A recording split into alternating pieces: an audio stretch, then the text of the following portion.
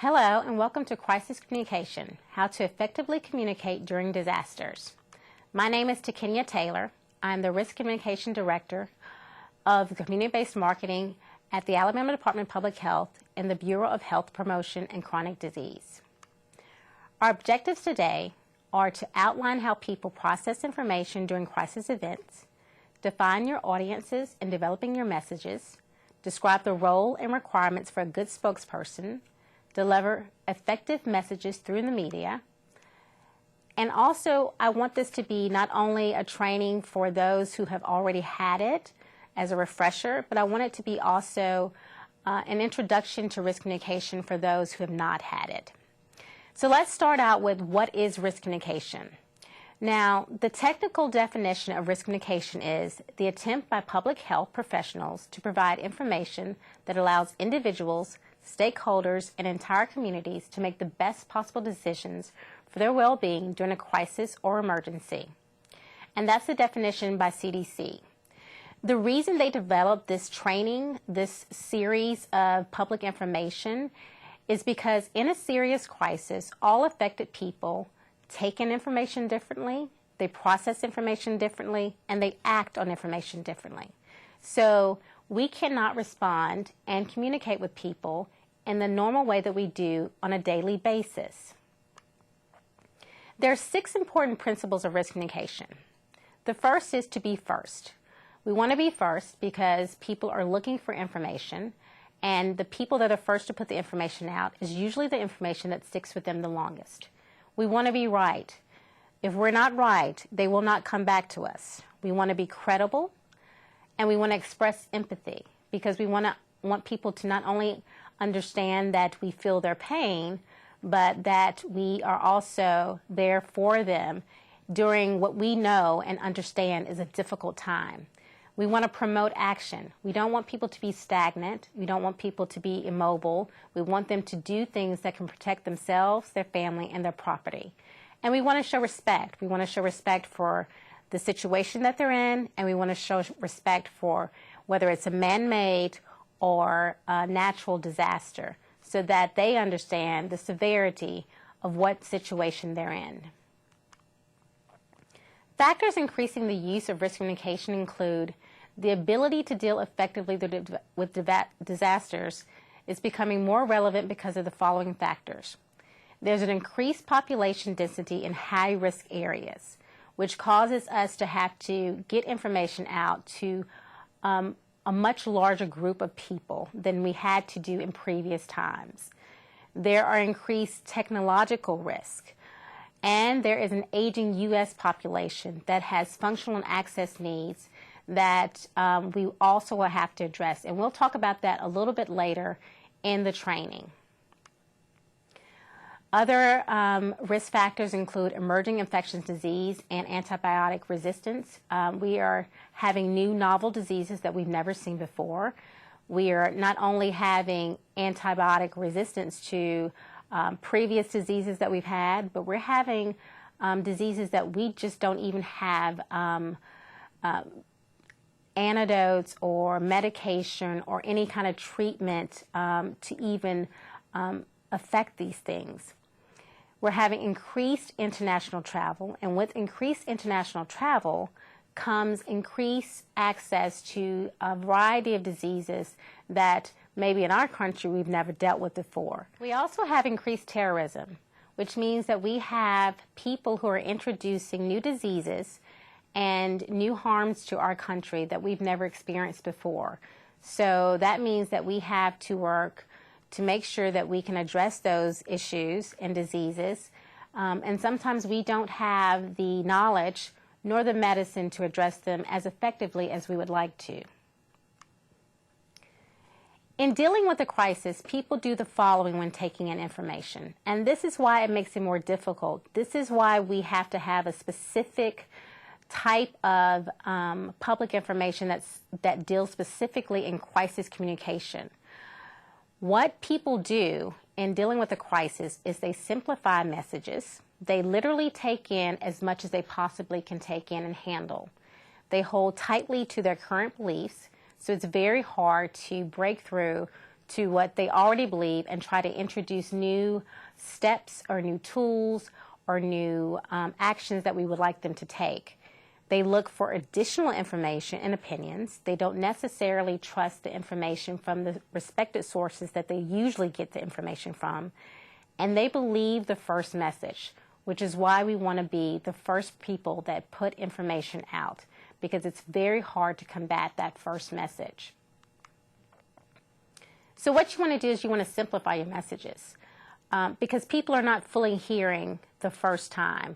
And so what we want to do is to make things very quick, very simple, but provide them with the information that they need. Everyone understands the stop, drop, and roll. 3 simple steps. People can remember them. If they're in a situation where they are on fire, people know to stop, drop, and roll because it's such a simple and easy message to remember that people can follow it. Because we understand that people don't remember as much information as they normally would when they are in a comfortable situation, a normal day-to-day situation. So we have to make the messages as simple as possible. Also, the trouble we have when people are in a crisis situation is that taking in information and presenting information to them can also, we have to deal with the fact that they can misinterpret confusing action messages. So simple messages is the key. Another thing we have to think about when people are dealing in crisis communication is that crisis events sometimes require them to take steps that they find counterintuitive, to do things that they don't typically do. And to ask people to do things they don't typically do while they're already in a crisis stage can be very, very daunting for many people.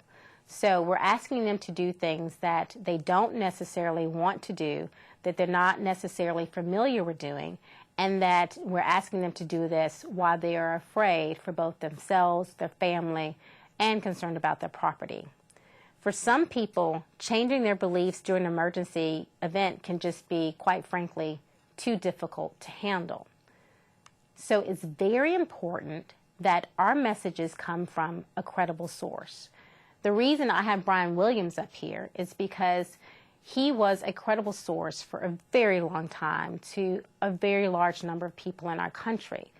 But when he exaggerated what happened to him in Iraq in a helicopter, what it did is that made people believe him less.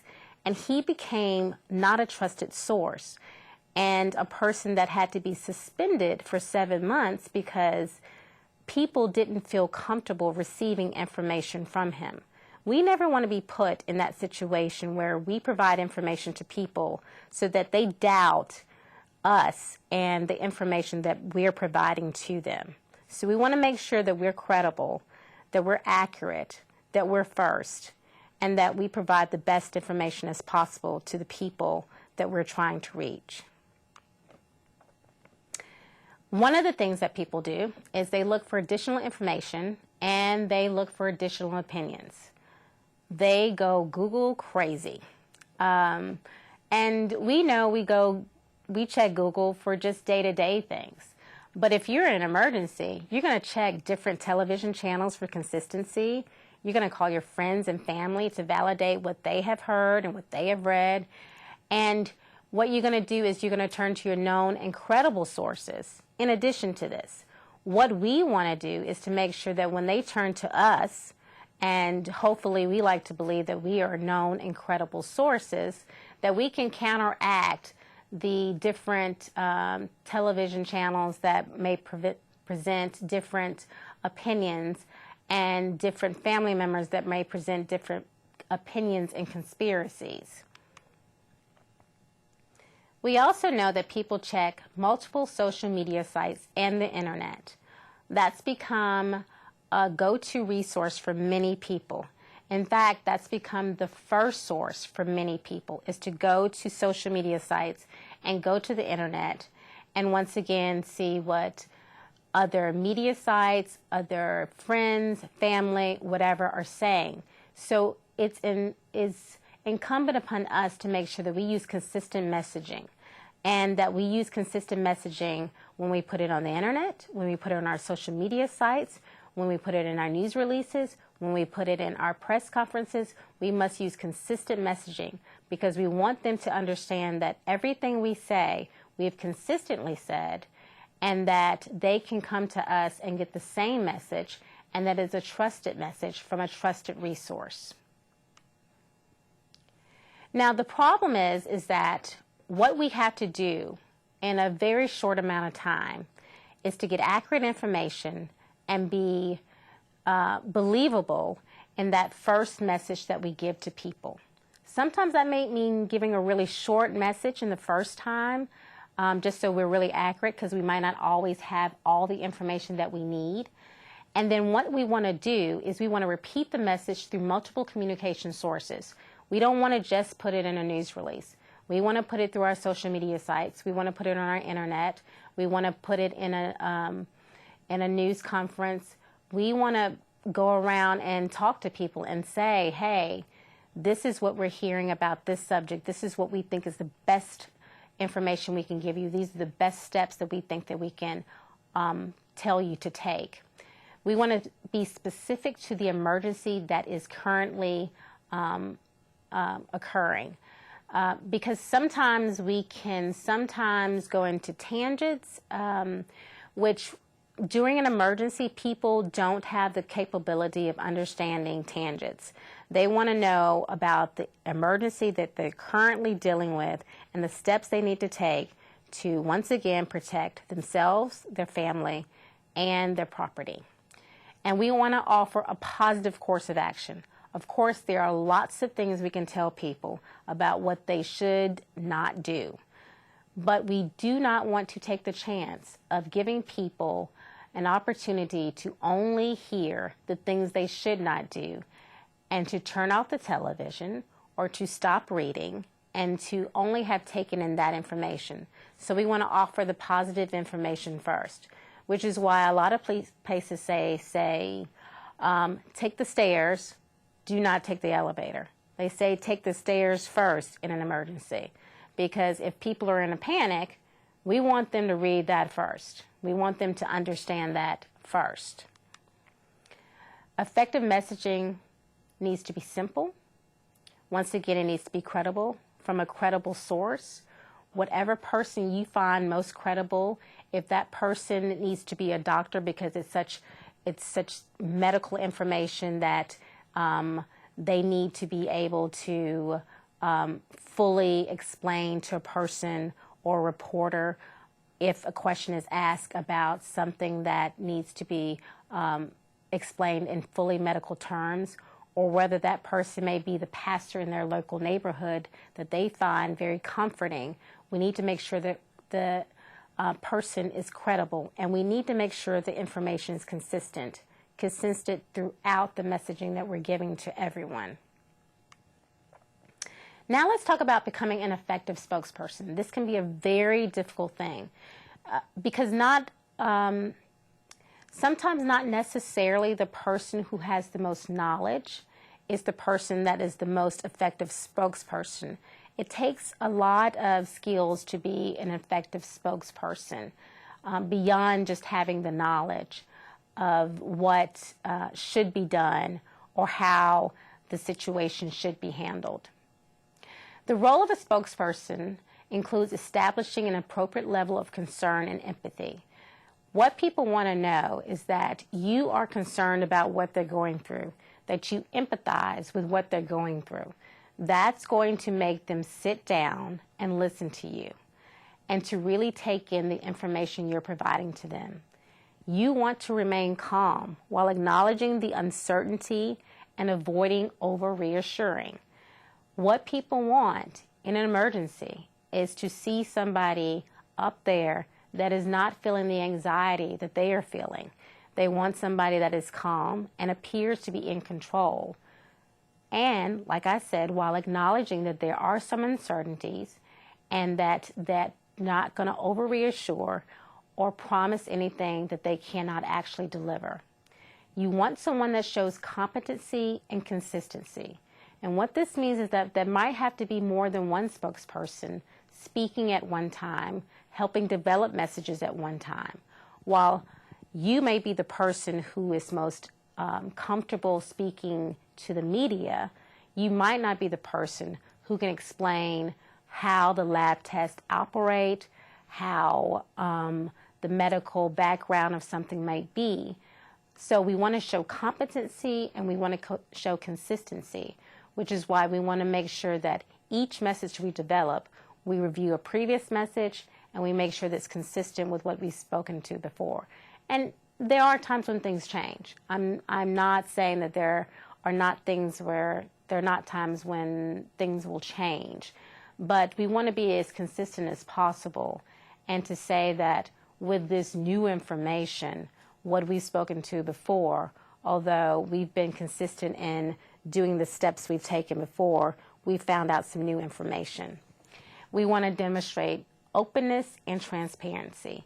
In this day and age, when we literally have everyone from a child that's 9 years old to a person that's 89 years old having a cell phone or cameras everywhere, we want to be open, we want to be transparent, because we do not want to be caught saying one thing on camera, saying one thing in Word, and demonstrating something in a place or at a time that we're saying something different from what we put out to the media.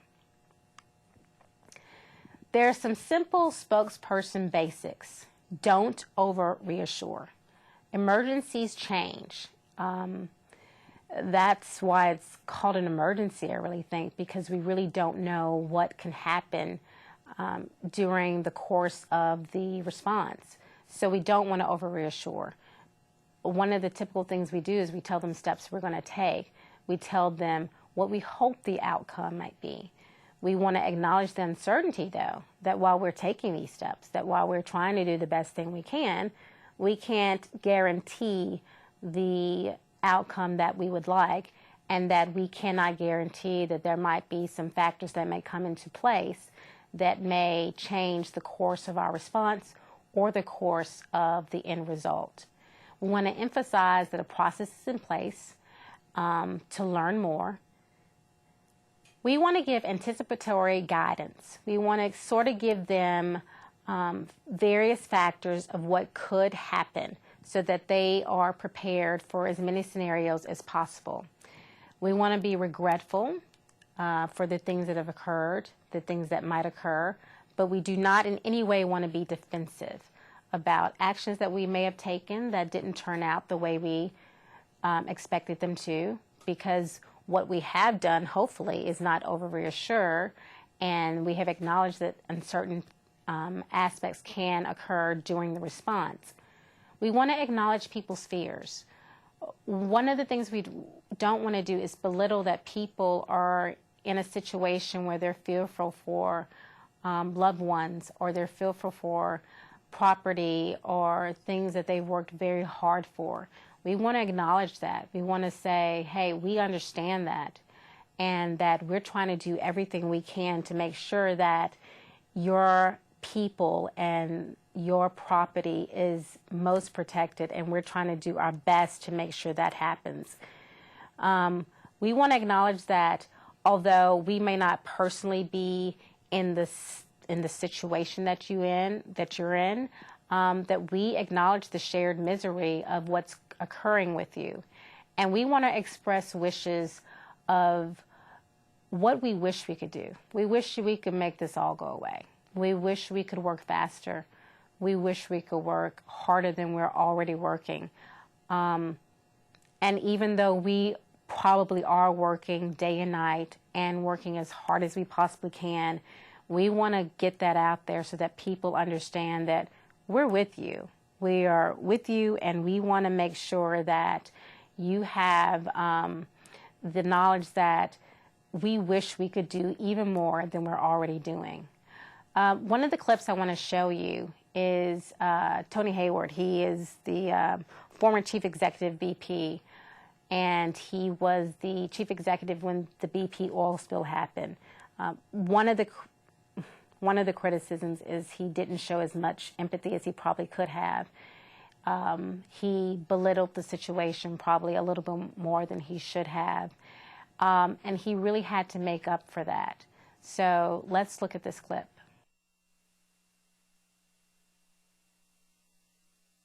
If I were to ask you what you thought the environmental impact of this bill is going to be, what would you say? What would your assessment be now? This is clearly an environmental catastrophe. There is no two ways about it. And all I would say is that in terms of the estimates, the initial rate was a government estimate. These rates are a government estimate. But you're upping your assessment now to environmental catastrophe. It's clear. I mean, it is clear that we are dealing with a very significant environmental crisis and catastrophe. I think the environmental impact of this disaster is likely to have been very, very modest.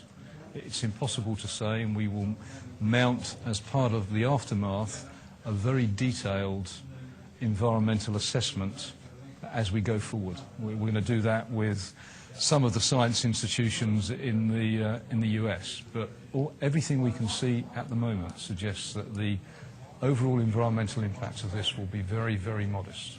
The reality is that the extent of the cooperation that is taking place between ourselves and all of the federal agencies, I think will be seen as a textbook example of how to do an emergency response.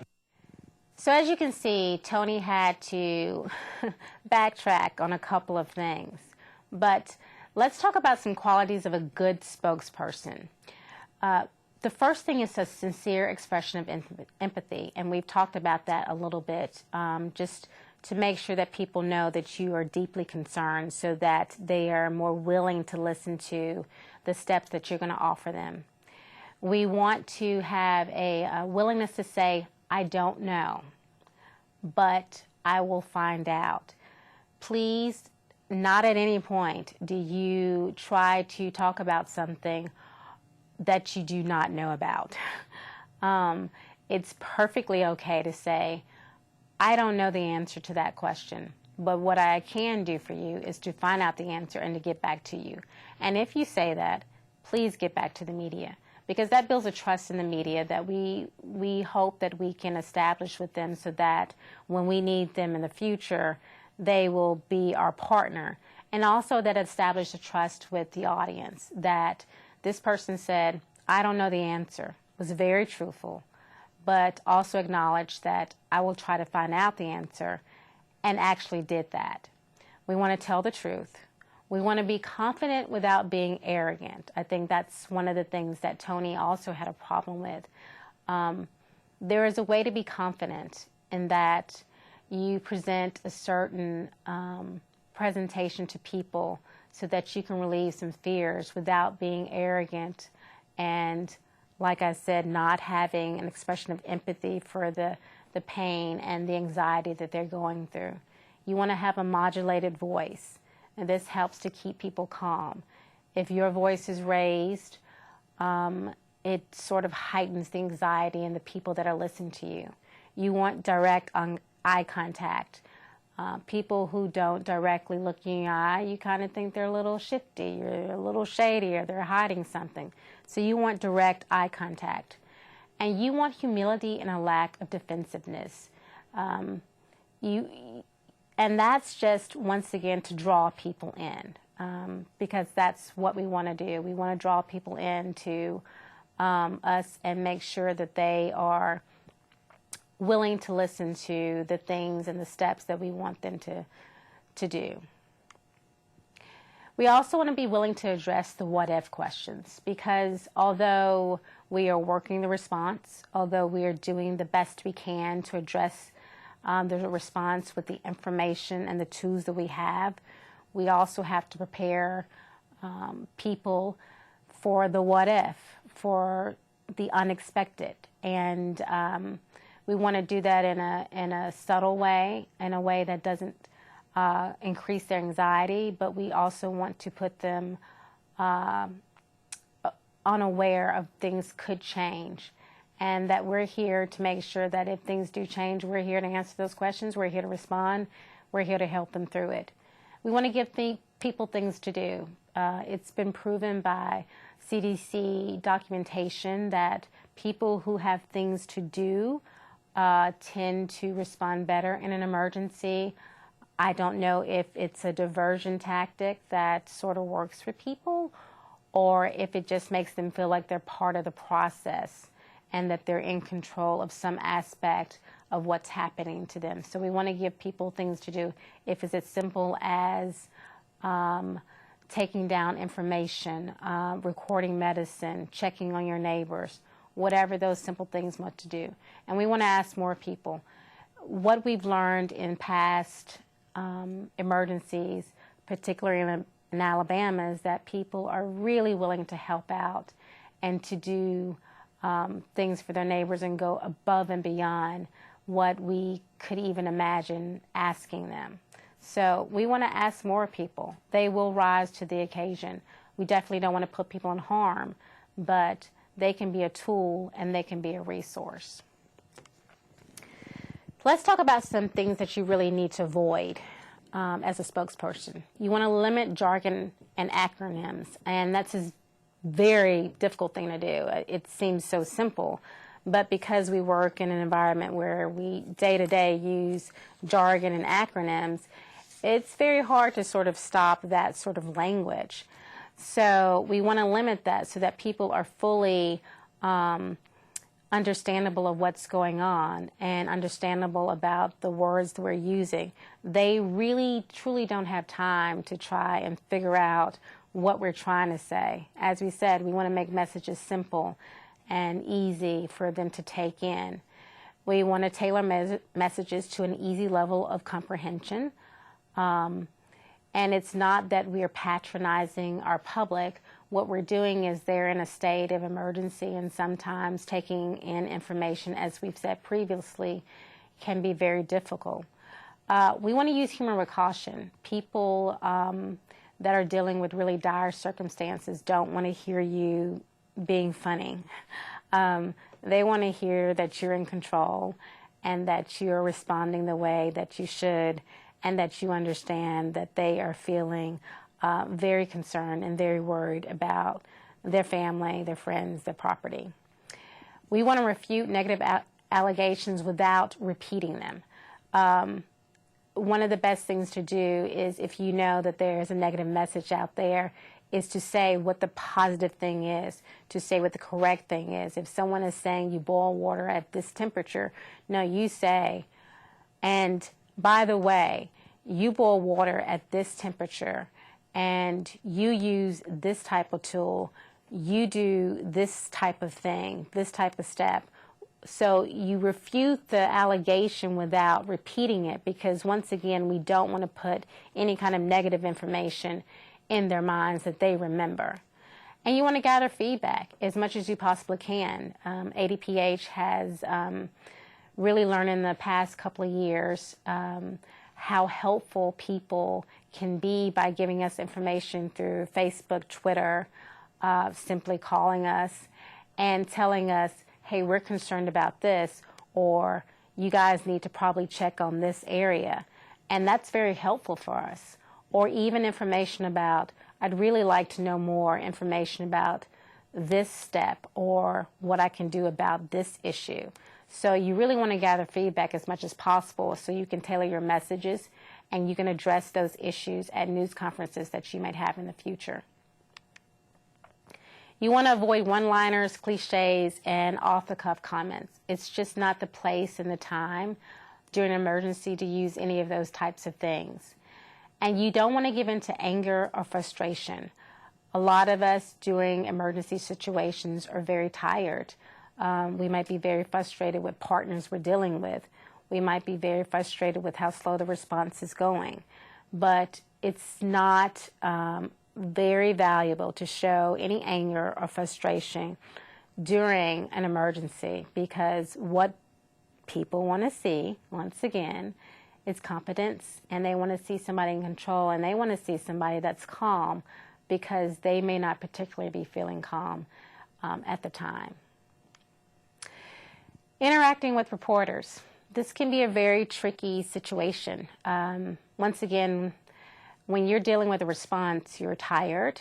You might be a little frustrated. You might be wanting to do more than you possibly can. And quite frankly, we're human.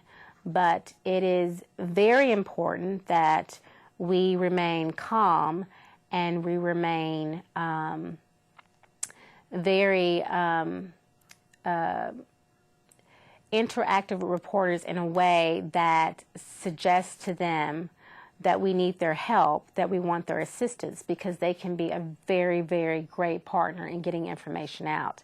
The next clip I want to show you is a spokesperson for the State Department, and he's being asked about Turkey coming into Iraq without us meaning the U.S., actually getting Iraq's permission, and how he interacts with the reporter. Yes. Thank you. Does the U.S. approve of Turkey's development of forces in Iraq without the permission of the Iraqi government? I think we've dealt with this, haven't we? Do you approve of it? Does the United States approve of it? I've talked about this several times this week. I'd refer you to the transcripts of the last 2 or 3 days, but what I can tell you just in short is that we want all counter-ISIL efforts inside Iraq to be done with the full coordination and permission of the Iraqi government. Let me finish. Sure. With the cooperation and the approval of the Iraqi government, as our military operations have been inside Iraq, and we understand that Turkey and Iraq are in a dialogue about this issue, and that we're encouraged by that, and we think that that's the right venue for this, is for the two countries to work this out bilaterally. Well, in this case, it hasn't been done with Iraq's permission. So does this mean that you disapprove of what Turkey did? I'm not going to take a position one way or the other on approving or disapproving. I've already said what our position is on counter-ISIL efforts in Iraq. We want all of those efforts by any country to be done in full coordination and with the permission of, the approval of, the sovereign government of Iraq. And we understand that this particular deployment, this particular presence, is something that the two governments are talking about, and by golly, that's the right way that this should be worked out. And so we're glad to see that. Well, the Iraqi Prime Minister Abadi asked NATO to put pressure on Turkey to pull out the troops. Has the U.S. intervened in any way, and in what way? The Prime Minister is the Prime Minister of a sovereign country, and I haven't seen that particular decision, but certainly if that's how he has decided he wants to pursue this, then those are his decisions to make. Well, you're not offering any assessment of what Turkey did. You're saying words, but essentially the U.S. is silent on what Turkey did. Is the reason for this silence the fact that the U.S. is using the Incirlik base in Turkey and doesn't want to lose access to it? Oh, so here we go. This is what you're really getting at. Look, nobody's being silent about this. If you'd been at the briefing the last several days, you would have seen, or if you looked at the transcript, you would have seen, I'm going to do one more time with you, one more round here, and then we're going to go to somebody else. You would have seen that I've been nothing but open and candid about our views about this particular troop issue between Turkey and Iraq. The United States has not been silent. We've not been silent one whit about it. And we believe, and I'll say it again, that this needs to be worked out bilaterally between the two countries. And our stance on that is because that's what we really believe. I don't know how many times I've stood up here this week and talked about bilateral relations between two different countries. And the expectation that the United States ought to intervene in every issue between every two countries, I think is just completely ridiculous. So we want them to work this out directly, and they are, and we're encouraged by that. And it has nothing to do with the cooperation and the assistance that we enjoy from, the coalition enjoys from Turkey, whether it's Incirlik or the other cooperative efforts that Turkey is employing against ISIL. Okay? Well, you're saying, yes, that's right. I think I've dealt with your questions quite enough. It's a different Yes, question. ma'am. It's a different question. Yeah. So you could see that he was a little frustrated with that reporter, and he let that frustration show. Let's talk about the best way to deal with reporters. Do not let reporters put words in your mouth. Now, that is true. They will try to do that. They will try to mold an article their way, mold a vignette their way, mold a segment their way. It's your job to make sure that they get the correct information and that you don't let reporters put words in your mouth that are not accurate and it's not the information you want going to the public. What you can do is reframe the loading and leading of questions before answering. You can simply say, I think what you're trying to ask is this question, and then answer it. Sometimes before they're allowed to say, no, that's not what, you say, no, this is what I think you wanted to ask. This is what I think you wanted to say. Do not react to new information a reporter presents. You have no idea if it's accurate, if it's true. You can say, haven't heard that information. We'll have to get back to you on that as soon as I can, and move on like it doesn't rattle you, and make sure the information is accurate before you even respond to it. And resist the temptation to add information. Answer the questions that are asked of you. Do not answer additional questions. That's where I think a lot of spokespersons get in trouble.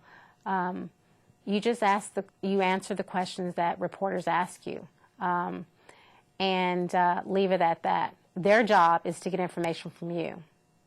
That's it. Your job is to present the information that you want the public to know. Understand there's no such thing as off the record. If any reporter ever tells you that this is off the record, please, please, please say only the messages that you are allowed to say, because there is no such thing as off the record. If you're talking to a reporter, it can be reported. And the best preparation is to anticipate questions. Simply act as if you are a person in that dire situation, in that emergency, and anticipate the questions they would like asked. And once again, I think social media helps us a lot in that it provides us a lot of information about what people are concerned about. But if you anticipate those questions beforehand, you can prepare responses beforehand. It will make sure that you feel a little bit more comfortable and that you're less rattled by reporters. If they ask you an additional question, you can simply refer back to the answer you've already prepared. And sometimes they'll just get a little tired and move on. Some of the mistakes we make with reporters is we play favorites and hold grudges. You're not going to like every reporter. You're not going to like their style, their technique.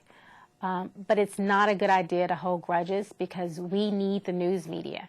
They are our ally in emergencies. They know how to get to the public that we want to get information to. And playing favorites and holding grudges just doesn't have a place for a spokesperson. We don't want to set new rules. If there are specific rules that we have as a department for reporters, we don't want to introduce new rules and new guidelines for them asking us questions, for them getting information to us, from us during an emergency. It's just really not the time or the place. It frustrates them, and a frustrated reporter is not the best thing to deal with. We don't want to tell the media how to do their job. They know how to do their job. We don't want them to tell us how to do our job. They know best how to get the information to the public. And we need them to do their job and to do their job effectively.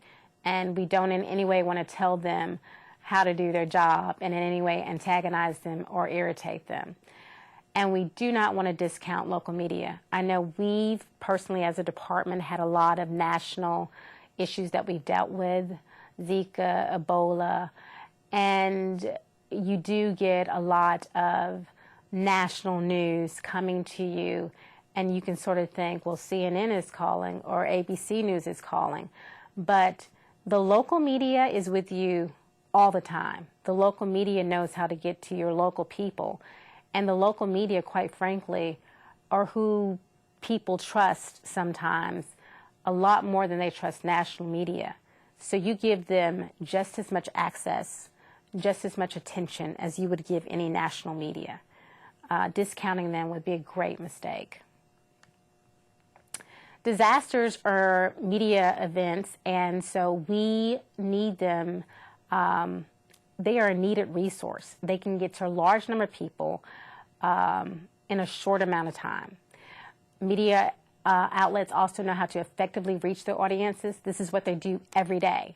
So we want their resource, we want their expertise. And if you don't have the answers they want or the facts they need, tell them a process. Give them something. Say, listen, we don't have the lab results. Here's why we don't have the lab results yet. Because it has to go through A, B, C, and D. And once it goes through that process, then you will have a lab result. That's why it's taking so long. Give them something they can report, because they have a job and they have a duty to report information to the public. And we want to make their job easy because we want to use them as a resource in the future. Some of the questions to anticipate are some of the questions that you would have for yourself and your family if you were in an emergency. Are my family and I safe? What can I do to protect myself and my family? Who's in charge here? What can we expect? What else could go wrong? What is the response plan? Why did this happen? Some of which questions you will not be able to answer. Once again, you tell them the process. You tell them the things you are trying to do to make sure that you get the answers they need.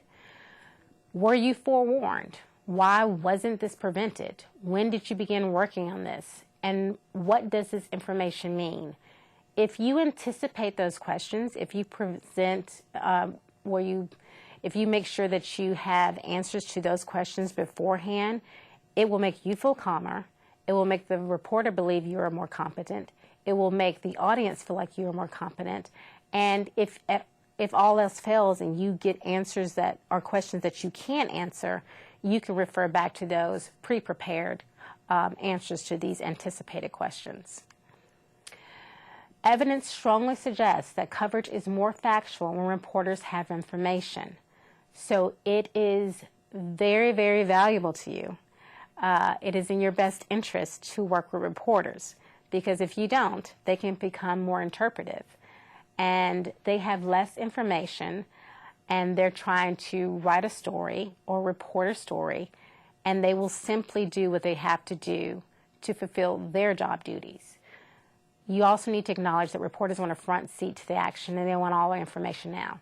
Listen, we want them to have a front seat to the action because, once again, like I said, they can get information out to a large amount of people in a short amount of time. Now, they can't always have all the information now. We, as a public health department, have HIPAA rules that we have to follow. We have also to make sure that we don't in any way compromise the response, so they can't always have the information now when they want it. But once again, you go back to the process. You can even tell them the research of how the process came about, but give them something. And prepare for the anticipated questions, as preparation will save relationships. I think a reporter wants most to know that you know what you're talking about, you're trying to give them the best information in the time that you can give it to them, and that you really are trying to help them get information out to the public. And that, quite frankly, we appreciate them helping us do that. And right now, this is probably outdated at this point, but there are more than 70,000 media outlets in the U.S., and media coverage is 24/7. If we don't give them something, they're going to fill the time. They're going to make it up. So whether we like it or not, we need to be very interactive with them. We need to be very cordial with them, and we need to consider them more as partners than adversaries. One of the things you want to do to make yourself comfortable is to make your key points first. You want to get those key points out first before they go into whatever spin they want to do. A lot of reporters want to do something different from another reporter. Every reporter is going to be factoring on the what, when, why, how.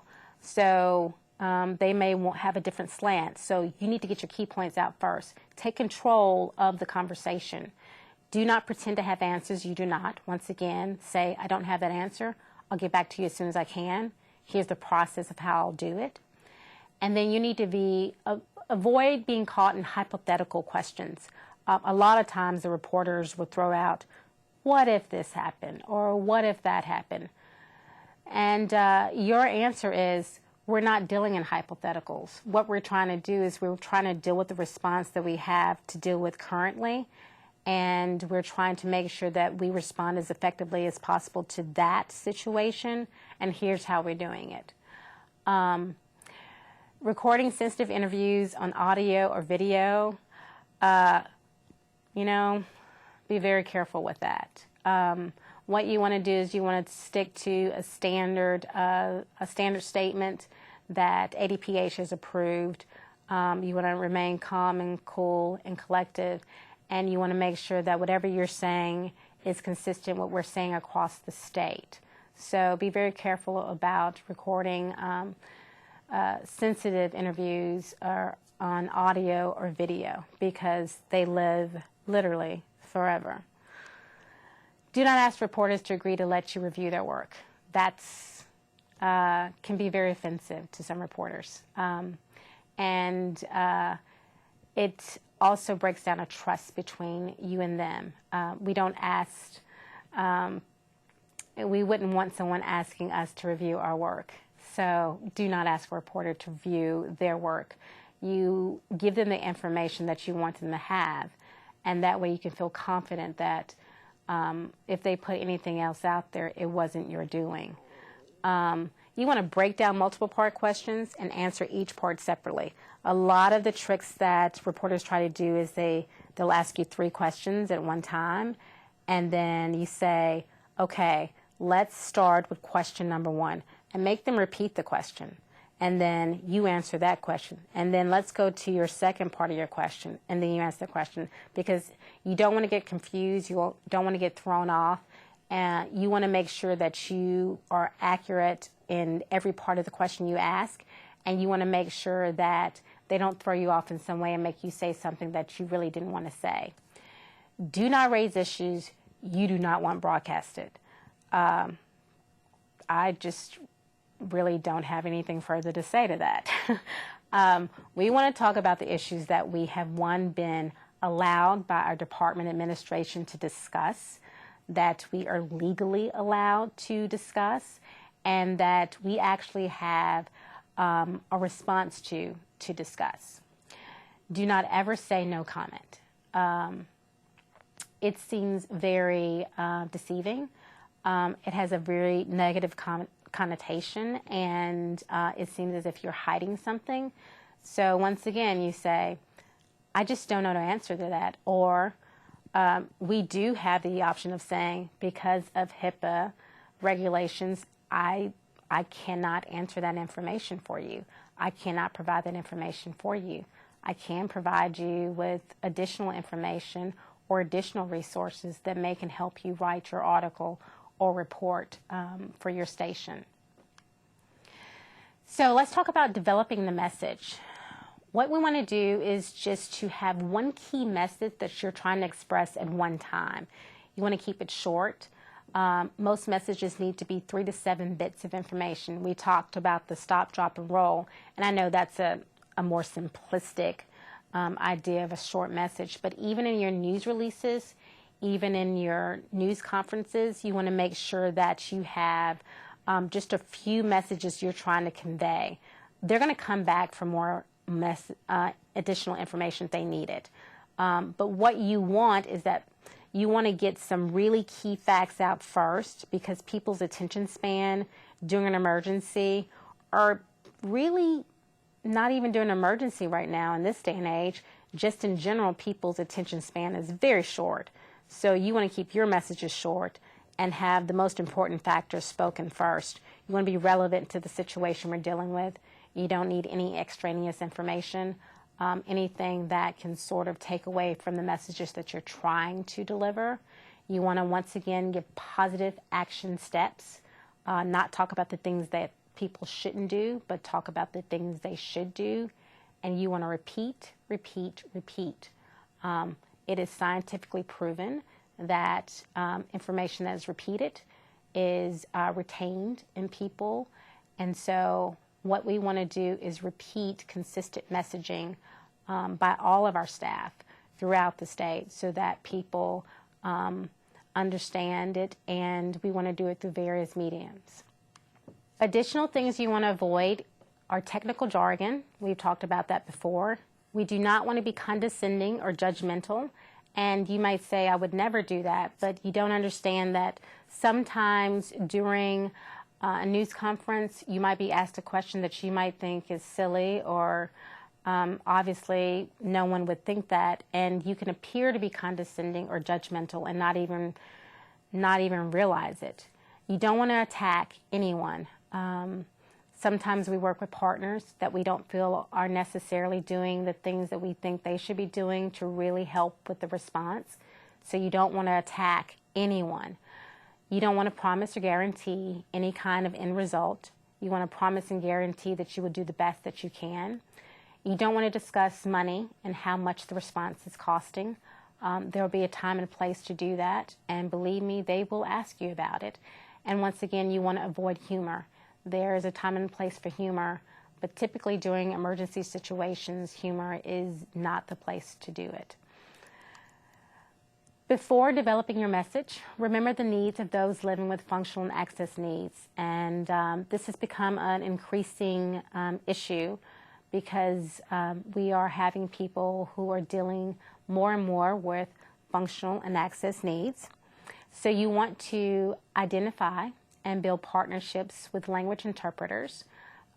If you can have a language interpreter at your news conference or at your pod station, which is a point of dispensing point where you give out medicine, that would be really great. If you could have closed captioning on your messages that you deliver to the news media or on your internet site, that would be very good. So you want to have language interpreters, including sign language, because we now live in a state that has a lot of non-English speaking people, as well as people who are deaf or hard of hearing. And we want to establish these things before an incident occurs. I know that with the Zika preparation, what we've been trying to do is partner with people who can assist us in sign language, and we also have a translation contract that can make sure that we interpret all of our information in as many languages as possible that are used in this state.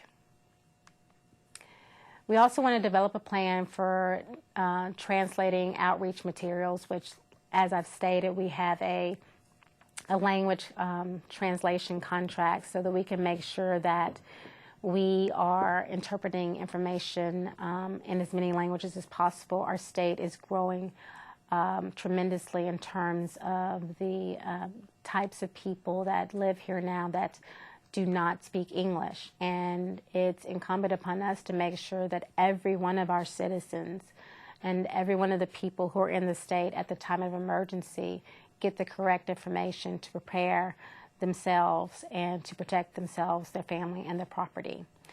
And you want to provide preparedness information about transportation options for vulnerable populations. Transportation is a real issue in Alabama just because we have so many rural parts of the state where people are in varying degrees of isolation, and trying to make sure that they get out of harm's way can be a very tricky situation. So we want to make sure that we provide as much as possible information about the different types of transportation options to vulnerable populations. We want to determine how to broadcast messages, whether that be conducting door-to-door outreach or reaching people at alternate locations in the event of a power outage. One of the good things that you could do is use trusted messengers to deliver the messages. There may be a pastor or a community activist in the community, might be school personnel, but we want to use some trusted messengers, partners, to deliver messages. One of the things that ADPH does, and I just use a jargon, the Alabama Department of Public Health does, is we sit on a task force that deals with people with functional and access needs in groups that cater and that address and that communicate and that assist people with functional and access needs, so that we know who to go to when we need help and assistance in delivering messages, and that we know the proper way to put those messages out.